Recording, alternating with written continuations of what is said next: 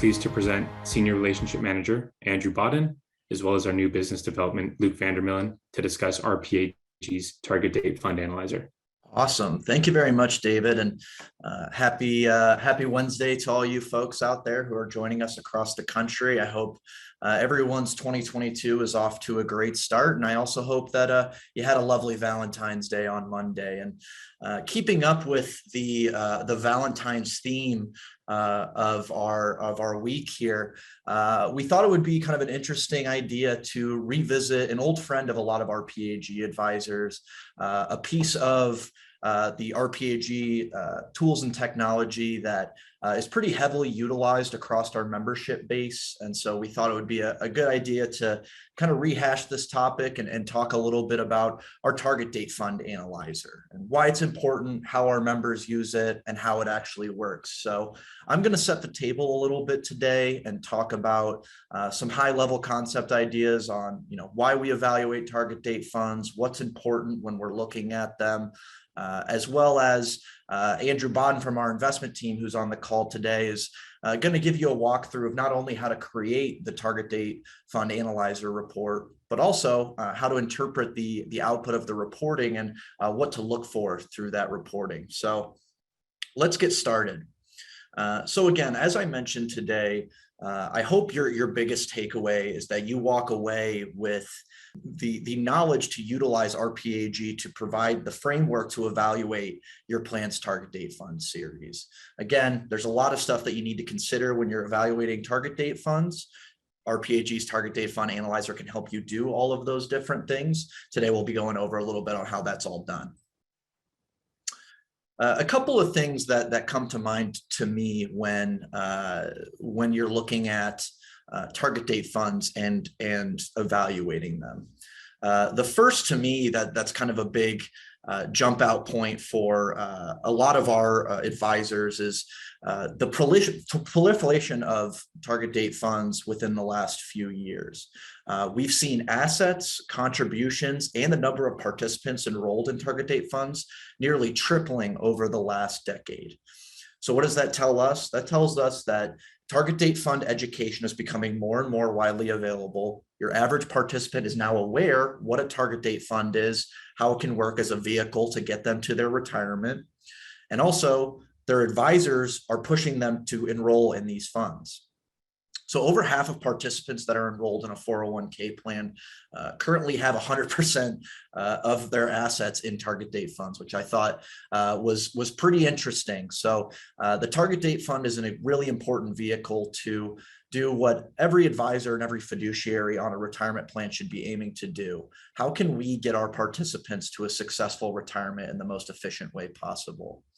So for most of us working with these participants out in the marketplace, most of these participants don't want to sit around and reallocate their investment portfolio every few months to keep up with market trends. They want kind of a do-it-for-you approach. And that's exactly what target date funds can provide for these participants. Now, the key piece of supplying your participants with a target date series is what's the right fit? Right? Most target date series are constructed based on averages. Participants are going to retire at 65 with X amount in cash flow, Y amount of their income replaced. But I've always thought that that's a little bit of a silly way to evaluate target date funds and to construct them, because that would be like making basketball shoes for the entire basketball team using the average size of the player's foot. That's going to work really well for about 4 or 5 of the players who are in that kind of average range.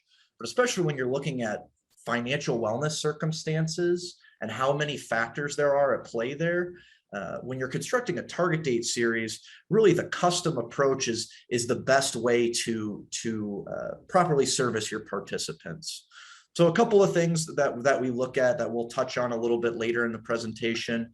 What's the funded status of the target date series? What kind of participant behavior are you seeing? What are the needs of the participants? And now those needs can be based on, plan demographic, ages, job tenure, plan participation rates. All those things need to be taken into consideration when you're providing the right target date series for your participants.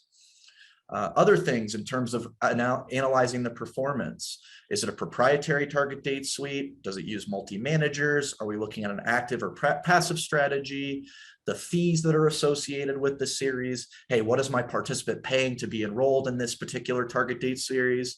And lastly, one that in the last few years, we've really put a lot of emphasis on here at RPAG, and you probably know this from the update we made a few years ago to our target date fund scoring methodology, is the underlying fund performance is very crucial in terms of providing your participants with the right target date series. So again, all those things are things that you should consider when looking at a target date series for your participants.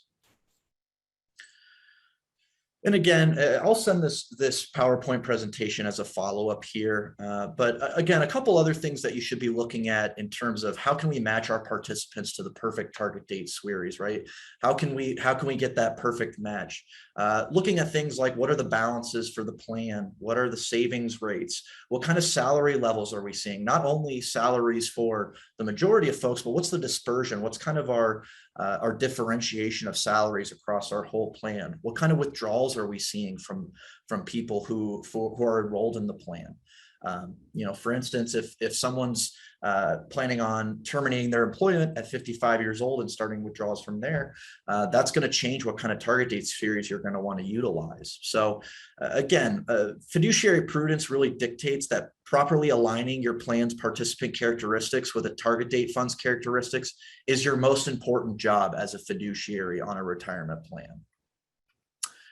If you've been with us here at RPAG for some time, you'll know that one of the things that we like to reference a lot is this document that was put out by the DOL a few years ago that was tips for selecting target date retirement funds for fiduciaries on a retirement plan. It's really so that because, going back to the financial crisis of 2008, they found that fiduciaries were not doing their due diligence in terms of finding an adequate target date series. And so there's a lot of takeaways from this document. It's publicly available on the DOL's website, but overall the guidance is very clear. These plan fiduciaries are required to engage in an objective process, which as a member of RPAG using our scorecard methodology, you're doing that already, using that objective process to obtain information that will enable you to be as prudent as possible when selecting a target date series for your client. So I took a look at this document and summarized it a little bit for us here. So again, some other recommendations that the DOL gives us on things that we need to take a look at. What's the glide path instruction? What's construction? When does the equity start dialing down? When does the series become more conservative in terms of its allocation? I already mentioned it, but the underlying funds. Typically with your off-the-shelf target date fund, you're using a suite of funds that make up a target date series that are all from one fund manager. Now, even though a lot of fund managers have great funds across their whole book of business, typically a custom target date series even provides a better look at, hey, here's what we can provide to your client with all of these different fund managers that comprise this custom target date series. The DOL also explicitly says to consider a custom target date series when looking at the different options out there for your client.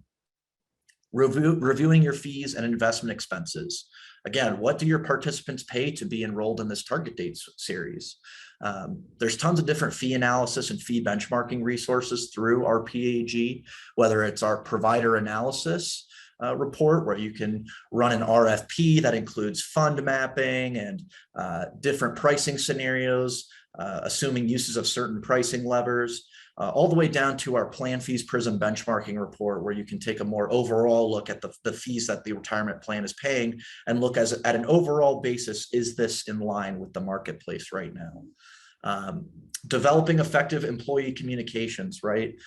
This is true for anything that we do as fiduciaries on retirement plans, whether it's engaging in financial wellness, it's overhauling the investment lineup, is developing effective employee communications. Your participants should know all the great things that you as a fiduciary are doing for them over a year's time span. And so one of the things that I would encourage you folks to do is take a look in the RPAG Resource Center. There's tons of different participant memos and participant-facing pieces that you can send out. If you're not using the RPAG Resource Center already, I would really highly encourage you to do so. Everything in that Resource Center is white labeled, so you can take away the RPAG branding and put your own firm's branding on there to make it look like it was created in-house. And we have really a ton of different pieces that you can use to your advantage. Participant memos, participant education decks, plan sponsor and committee member facing pieces, overview of service and prospecting decks. So again, part of a benefit of being an RPAG member is that part of that legwork of creating those effective employee communications is taken off your plate. And so again, all of those are available in the RPAG Resource Center. And then lastly, I think this is the most important piece of what fiduciaries do, is documenting the process and the decision that was made on behalf of the participants of a particular plan. So through RPAG, there's a couple different resources that you can use to do that.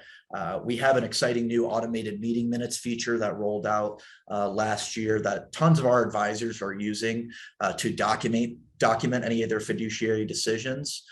If you're presenting an investment review report, only takes a couple clicks to put together a really comprehensive executive summary of that report that you presented, which includes information on target date funds as well. And then you can upload that to either the fiduciary briefcase if you use that through RPAG, or a different cloud-based storage system. As long as the plan sponsor has 24/7 access to any sort of documentation of your decision-making as a fiduciary on a retirement plan, you should be good to go in terms of the DOL's eyes.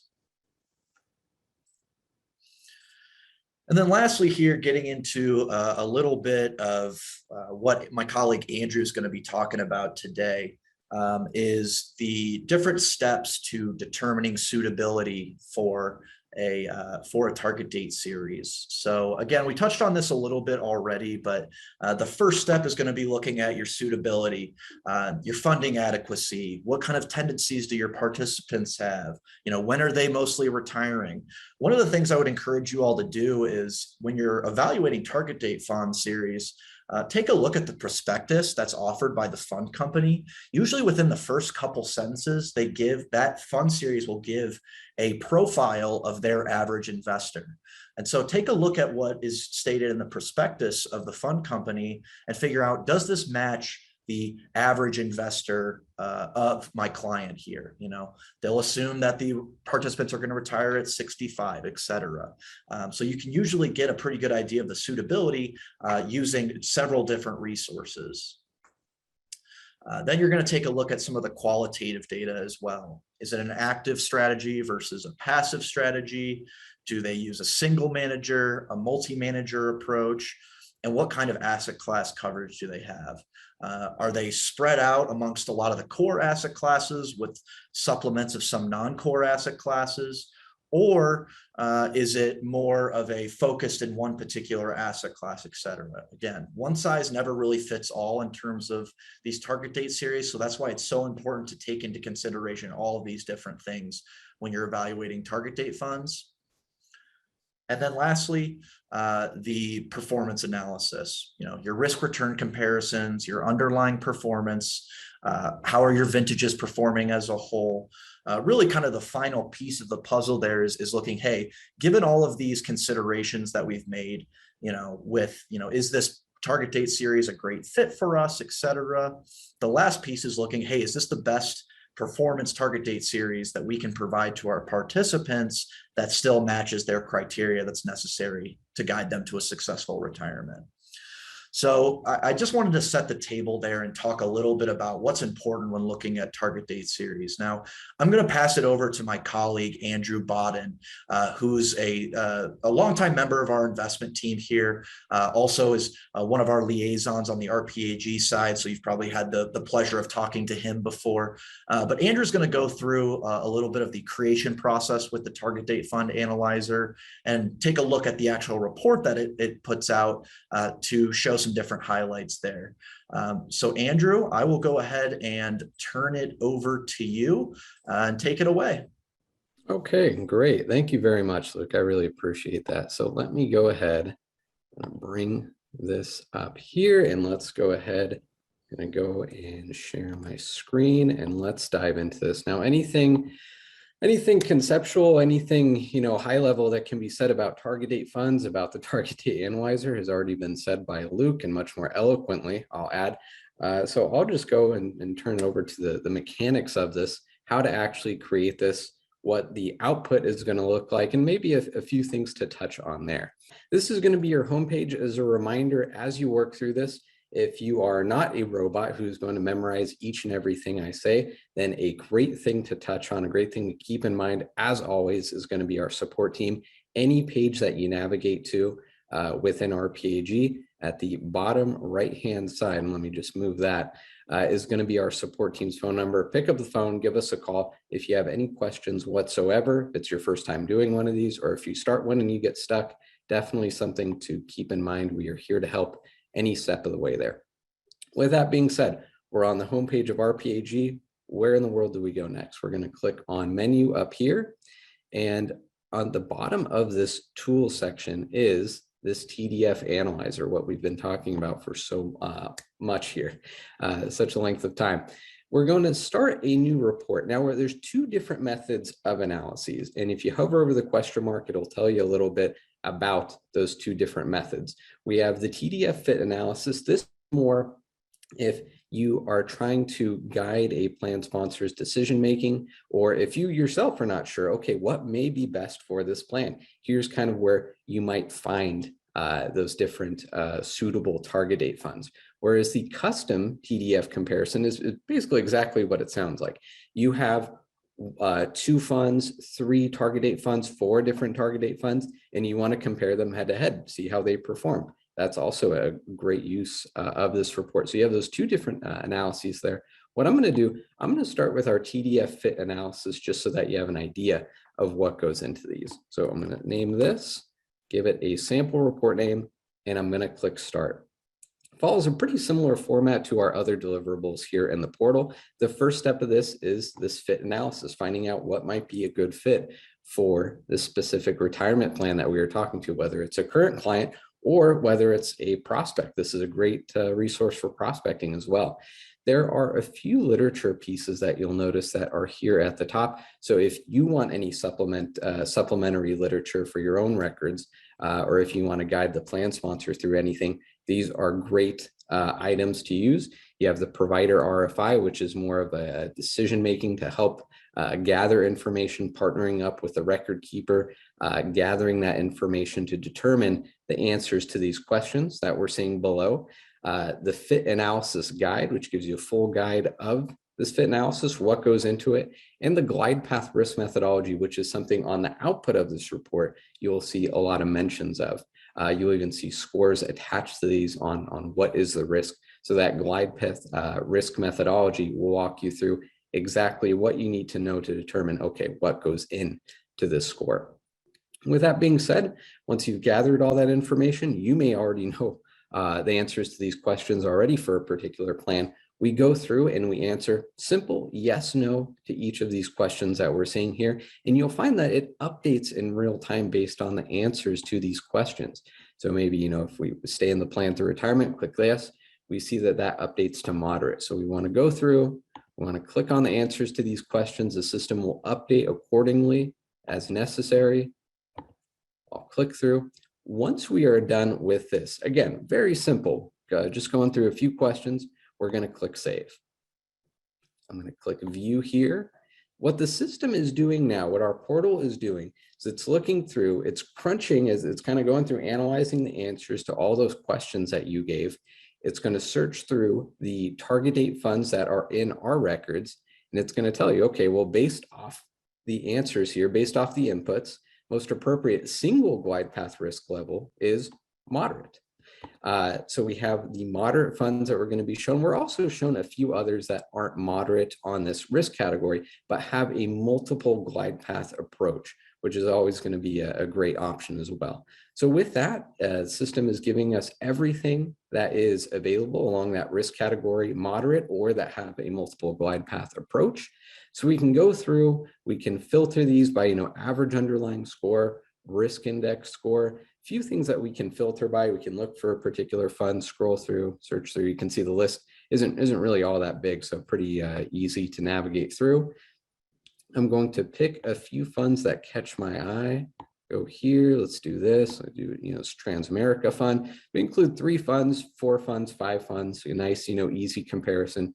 You don't want to include too little, but you also don't want to include too much, get yourself bogged down with decision-making process. From here, you have a number of industry comparisons, and hovering over the question mark will tell you just a little bit more about these, but basically what it is equity allocation for these different funds.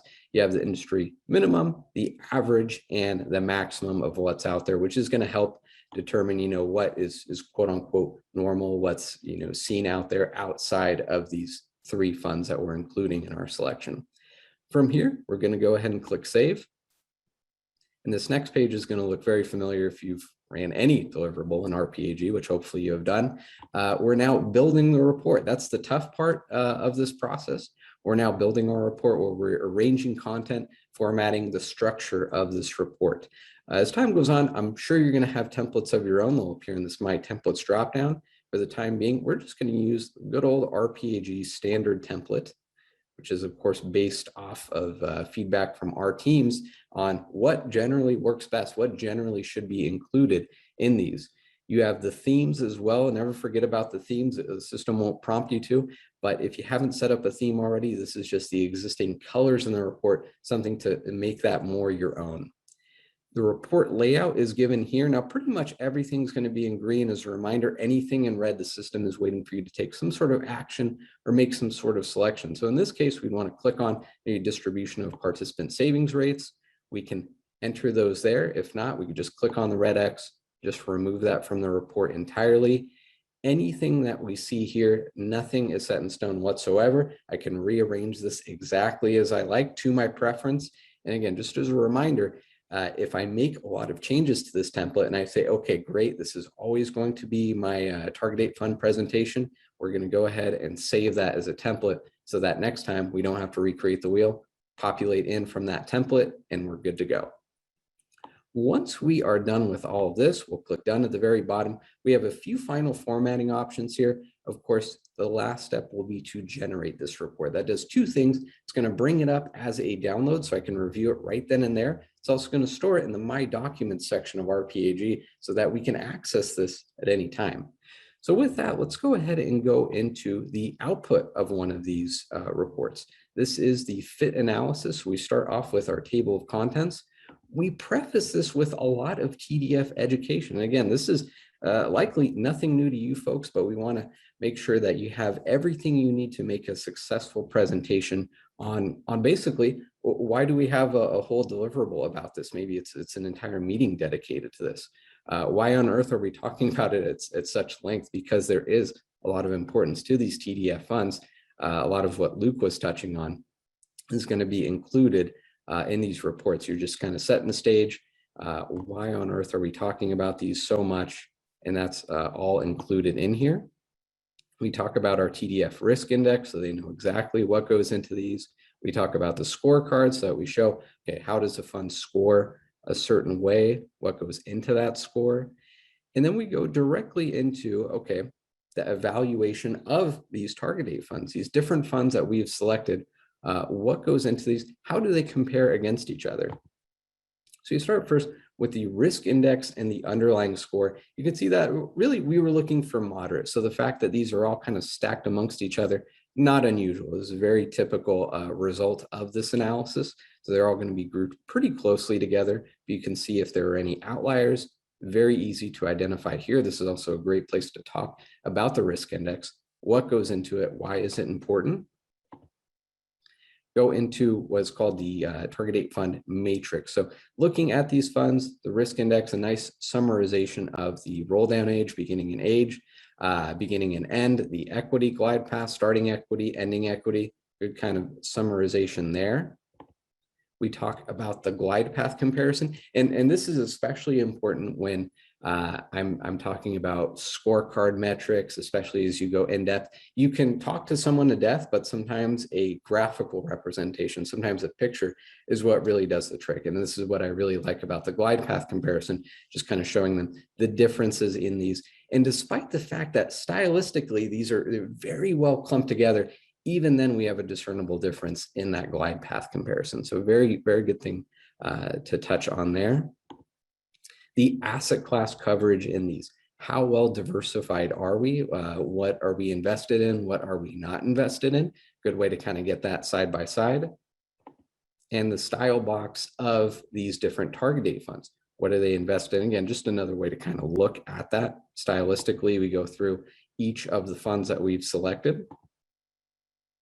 And then what probably no one is a stranger to is the scorecard, a good old scorecard. We go through the underlying funds, the funds that are included in the suite, the 2020, the 2025, all of the scoring for those funds, whether it's under the hood or part of the series, is going to be found in here. So you can go as in-depth as you like. You can include or exclude different factors there, but we go through for all of the different funds in the analysis. And then a good way to tie this off is just the comparison summary. So again, just wrapping it up, saying, okay, of these target date funds, what is the investment expense? What's the glide path risk? So a good way to kind of get a nice summarization of those different TDFs.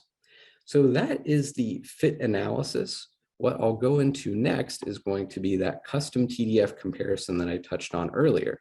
So let's do that now. I'm going to make a new report name, sample report. And instead of doing the TDF fit analysis, this time we're going to do our custom TDF comparison.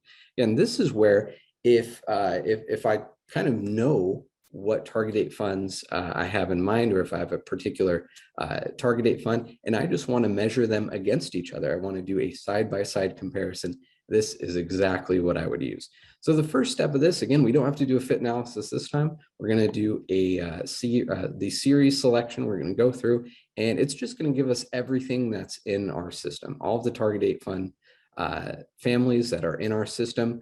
If you look through and you're looking for a particular share class, something to keep in mind with this is that we're going to take the different target date funds that are out there, and we're going to just use the cheapest available share class. We're wanting to strip out all of the expenses and just analyze the strategies themselves. That's why if you're looking for a particular share class, we're just looking at the target date funds as a strategy. So again, I'm going to go through, I can filter by different things. I can search for a particular target date fund. I can look through, but otherwise I'm going to come through here. I'm going to take a look. I'm going to select, again, 3 to 5 is a good place to start with. I'll select my different funds. I come down here, and again, we have just these different industry comparisons, which is a good way to kind of benchmark what goes into these target date funds. I'm going to click save, and it's as simple as that. Brings us right back into that report builder. So I won't go through that. It looks very similar to the last variant of the report that we went through. Can include or exclude different things. Let's go right into the output here of this custom TDF comparison. So again, we preface it with the education.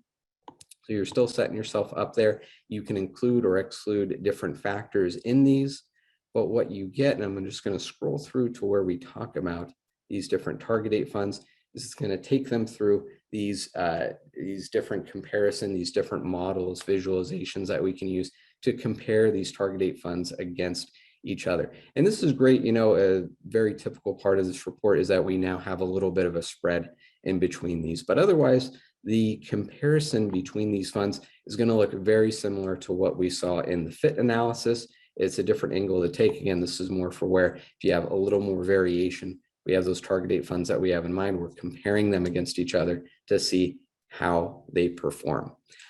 So I hope that was useful to you. Again, your best friend as you navigate your way through these is going to be our support team. Keep us in the loop if you have any questions whatsoever about anything that I have presented here. Again, the expectation isn't that you memorize any of this. We wanted to introduce you to the mechanics of this.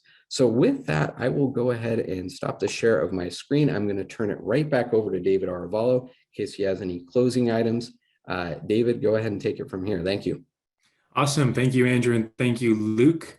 It doesn't appear that we have any questions. Oh, actually, okay, one just came in. Some of the educational data looks dated. Are we planning to update it? So with Andrew, I'll have you answer that actually. Absolutely. Yeah, so it's great feedback. Not able to turn on my camera for some. No, it's great feedback, and thank you very much for throwing that our way. I will refer that to our marketing team because yeah, if the last thing we want is for anything to look dated, and I will get some feedback from them, and I'll turn it back over to you, Nina. Thank you very much for that. Awesome. Thanks everybody for your time. Have a great week. Take care.